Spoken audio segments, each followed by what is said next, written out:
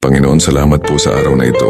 Salamat sa buhay, sa lakas at sa katahimikan ng puso na galing sa inyo. Maraming salamat sa proteksyon na araw-araw naming nararanasan kahit minsan hindi namin napapansin. Ramdam namin na nariyan ka. Lord, sa bawat oras na napagod kami, ikaw ang nagbigay ng lakas para magpatuloy. Sa bawat panganib na hindi namin namalayan, ikaw ang naging bakod at tagapagtanggol namin.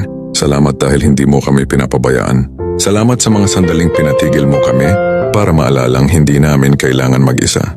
Ngayon, hinihiling namin, patuloy mo kaming gabayan sa bawat hakbang, pangunahan mo ang isip namin at palakasin ang puso namin para lagi naming piliin ang tamang daan. Lord, salamat sa proteksyon, salamat sa kalakasan, at salamat dahil sa bawat laban. Ikaw ang una naming kasama at huli naming sandigan. Patuloy mo kaming ilayo sa kapahamakan at punuin ng liwanag ang landas na tatahakin namin. Sa pangalan ni Jesus, Amen.